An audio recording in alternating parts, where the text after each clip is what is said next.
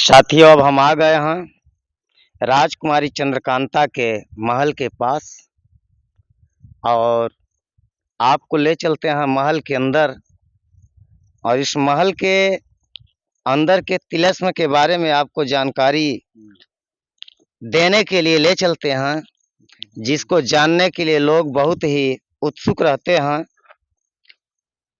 वास्तव में इसी महल के अंदर राजकुमारी चंद्रकांता रहा करती थी और यहीं पर शिवदत्त ने महारानी चंद्रकांता को अपने तिलस्मी जादू के द्वारा कैद किया था। और उसी महल का हम आपको अवलोकन करा रहे हैं। देखने में बहुत ही प्राचीन और सुंदर महल दिख रहा है। जिस समय पर किसी भी पिलर या स्तंभ का निर्माण होना नामुमकिन था, इसको देखने पे ऐसा प्रतीत होता है कि आज जो हम सीमेंट और कंक्रीट के स्तंभ बनाते हैं, कहीं न कहीं ये स्तंभ आज की स्तंभों की अपेक्षा ज़्यादा मजबूत और सुंदर हैं। और इसी महल के अंदर अक्रूर की सहायता से राजा शिवदत्त, जो कि चुनारगढ़ के शासक थे, उन्होंने अपने जादुई तिलस्म के द्वारा राजकुमारी चंद्रकांता को कैद किया था। और इस महल को दोस्तों, जिस स्थान पर इस समय पे हम लोग खड़े हुए हैं, आप देख सकते हैं किसी के समक्ष एक छोटी सी कोठरी दिख रही होगी, जहाँ की लोगों का जाना आज नामुमकिन है। और इसी कोठरी के अंदर राजा शिवदत्त, जो कि चुनारगढ़ के शासक हुआ करते थे, उन्होंने अपनी जादुई तिलस्म के द्वारा कैद करके रखा था, जिसको बाद में जानकारी होने पर नवगढ़ के राजकुमार सुरेंद्र सिंह के पुत्र राजकुमार वीरेंद्र सिंह ने आकर के अपने जादुई तिलस्म के द्वारा राजकुमारी को इस महल से मुक्त किया, उसके जादुई तिलस्म से मुक्त किया। और इसके आगे हम यह भी बताते हैं कि आज भी यहाँ पे तमाम प्रकार की अघोरी और तांत्रिक विद्या पे विश्वास रखने वाले लोग आकर के यहाँ पे अब तमाम प्रकार की सिद्धियां प्राप्त करते हैं। जैसा कि यह पूरा महल खंडहर के रूप में तब्दील हो गया है और हर किनारों पे इसकी बनावट से ही आपको एहसास होता होगा कि यह किला कितना प्राचीन है, जो कि भारत की एक अमूल्य धरोहर के रूप में इसे देखा जा सकता है। आप देख रहे हैं कि यह चंद्रकांता का जो महल है, इसमें राजकुमारी चंद्रकांता को कई माह तक कैद करके रखा गया था जादुई तिलस्म के द्वारा। बाद में नवगढ़ के राजा सुरेंद्र कुमार के बेटे के राजकुमार वीरेंद्र सिंह से चंद्रकांता बचपन में ही प्यार किया करती थी, परंतु राजा जय सिंह और सुरेंद्र सिंह की कुछ प्राचीन दुश्मनी के कारण उन दोनों में तालमेल नहीं बन पाया करता था। उनकी शादी को लेकर के सहमति नहीं बन पाया करती थी। परंतु जिस समय पर जय सिंह ने इस पे शिवदत्त ने राजकुमारी चंद्रकांता को इस किले में कैद किया, उस समय पर नवगढ़ के राजकुमार सुरेंद्र सिंह के बेटे कुंवर वीरेंद्र प्रताप सिंह अपनी घुड़सवार सेना और तमाम प्रकार की सेनाओं को लेकर के यहाँ आए और आने के पश्चात उनके साथ में तमाम प्रकार के जादुई तिलस्मिक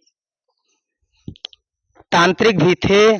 उन सब की मदद से काफी दिनों तक रोचक युद्ध चलता रहा और युद्ध के पश्चात महारानी को यहाँ से मुक्त कराने में कुंवर वीरेंद्र सिंह सफल हुए। और हम आगे दिखाते हैं, ये वही अंदर का किला है जहाँ पर कम लोग ही यहाँ आ पाते हैं और आप वीडियो में कम लोगों की ही वीडियो में ऐसा दृश्य देखने को पाते होंगे, परंतु हम आपको अंदर तक ले चलते हैं और यहाँ के हर कमरे को दिखाना चाहेंगे कि कैसे महल में राजकुमारी चंद्रकांता रहा करती थी। यहाँ पे प्रतीत होता है कि एक एक दीवार की मोटाई 6 फीट से कम नहीं, और इन्हीं दीवारों के सहारे देखिए हम लोग घुसते हुए सकरी गली के सहारे अंदर की ओर प्रविष्ट कर रहे हैं। थोड़ा घुसने में कठिनाई हो रही है, बशर्ते यहाँ पे हर व्यक्ति का आवागमन संभव नहीं है, क्योंकि यहाँ पे चमगादड़ और जंगली जानवरों का रैन बसेरा हो चुका है और छोटी छोटी खिड़कियों के माध्यम से आप देख सकते हैं कि तमाम प्रकार के जानवर यहाँ विराजमान हैं।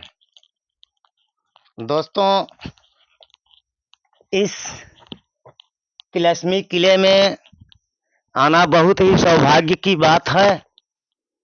हर कोई का नसीब संभव नहीं है कि ऊपर जाकर के, किले के ऊपर जाकर के हम आपको पूरे महल का नज़ारा दिखाते हैं कि यहाँ पे किस तरह से यहाँ की बनावट थी, यहाँ की साज सज्जा क्या थी और किस तरह से अक्रूर सिंह इस महल के ऊपर अपने घोड़े को दौड़ाया किया करता था और राजकुमारी तथा राजरानी की देखरेख किया करता था। ये 6 फीट मोटी दीवार पर आसानी से घोड़ा दौड़ाता था और यहीं से पूरे किले की देखरेख किया करता था। मित्रों, जहाँ तक इसका वर्णन किया जाए बहुत ही कम है। फर्स्ट फ्लोर को हम लोग चढ़ कर के ऊपर सेकंड फ्लोर पे आ गए हैं। सेकंड फ्लोर का नज़ारा कुछ और ही देखने को मिलता है। यहाँ का पर्यटन स्थल आजकल तमाम प्रकार के घास फूस और पेड़ पौधे उगे आए हुए हैं, परंतु उस समय पर कल्पना की जा सकती है कि यहाँ बहुत ही सुंदर और रमणीय स्थल रहा होगा, जिसको लोग देखने के लिए लालायित रहा किया करते होंगे। परंतु आज के ज़माने में इसकी उचित देख रेख न होने के कारण हम उन कमरों में भी आपको ले चलते हैं जहाँ पे किसी समय सोने चांदी और आभूषणों का भंडारण हुआ करता था। इन कमरों की स्थितियाँ, इन कमरों के अंदर आज भी तमाम सोना चांदी के होने का संभावना है। इन कमरों के अंदर आज भी तमाम प्रकार के सोने चांदी होने के संभावनाएं प्रतीत होती हैं और यहाँ के स्थानीय निवासियों द्वारा पता चलता है कि समय समय पर भाग्यवान लोग, जिनके भाग्य में जैसा होता है वैसा यहाँ से अर्पित करते रहते हैं, अर्थात प्राप्त करते रहते हैं। मित्रों, अगर देखा जाए तो यह अमूल्य धरोहर इस समय पर ये सामने जो आप लोग देख रहे हैं, ये इस महल का भूगर्भ है। और इस भूगर्भ में देखा जाए तो तमाम प्रकार के नज़ारे देखने को मिलते हैं, जैसा कि दीवारों के बीच बीच में झरोखे, जो कि मसाल जलाने के काम में आया किया करते थे। और साथ ही साथ छोटे छोटे छिद्र भी देखने को मिलते हैं, जो कि रानी की सुरक्षा हेतु पहरेदार हुआ करते थे। जब रानी अपने सिद्धि मंत्रों हेतु महल से बाहर जाया करती थी, तो वो नौकर, वे शूरवीर इन्हीं छिद्रों पर अपनी धनुष और बाण लेकर के बाहरी आक्रमणकारियों से तैनात होकर के लड़ने को तैयार रहा करते थे। और कोई भी आपदा विपदा आने पे इन्हीं छिद्रों के सहारे छुप करके वे अपने बाण का संचालन किया करते थे। ऐसा यहाँ पर देखने को मिलता है। आप देख सकते हैं कि इस महल के अंदर ही 3-4 कमरे ऐसे स्थापित किए गए हैं, जो कि राजा के विशेष सैनिकों हेतु चिन्हित थे। और जो राजा के विशेष सैनिक हुआ करते थे, महारत पारंगत सैनिक हुआ करते थे, उन सैनिकों को इस महल में रखा जाता था, जो कि रानी और राजमहल की सुरक्षा पूर्ण रूपेण कर सकें और देख रेख कर सकें। इस तरह से देखा जा सकता है कि इस किले में जितनी भी व्यूह रचना है वह अभेद्य है, अर्थात कोई भी व्यक्ति या कोई भी आक्रमणकारी इस पे आक्रमण करके सफलता नहीं हासिल कर सकता।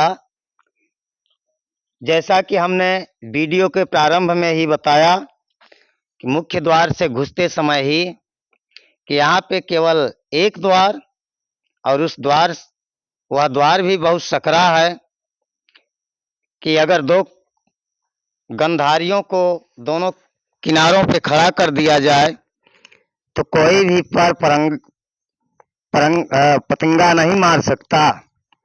इस बात को दृष्टिगत रखते हुए अगर देखा जाए तो यह बहुत ही अभेद दुर्ग है, अर्थात यहाँ पर कोई भी आक्रमणकारी किसी भी प्रकार की सफलता नहीं प्राप्त कर सकता। लेकिन जादुई तिलिस्म के कारण रानी को कैद किया गया। और फिर कुंवर, इधर आप बाहर का नज़ारा देख रहे होंगे, जो कि अंगनाई का काम किया करता होगा उस समय पे, परंतु आज खंडहर में तब्दील होने के कारण यह नहीं कहा जा सकता कि यह खंडहर है, मतलब आंगन है कि भूगर्भ है। इसका ठीक ढंग से व्याख्या करना नामुमकिन है। और इधर और आगे हम चलते हैं भूगर्भ से बाहर की ओर, तो यहाँ देखते हैं कि राजा के रहने का स्थान कुछ और था, जहाँ पे राज दरबार लगा करता था। और इन पत्थरों से तो ऐसा ही प्रतीत होता है कि यह बहुत ही प्राचीन स्थापत्य कला का द्योतक उदाहरण है। बाहरी दृश्य से देखते हैं साथियों, इस समय पे हम लोग महल से बाहर आ चुके हैं और महल के बाहर की यह व्यूह रचना देख रहे हैं, जो कि मोटे पत्थरों और चूने भस्सी से निर्मित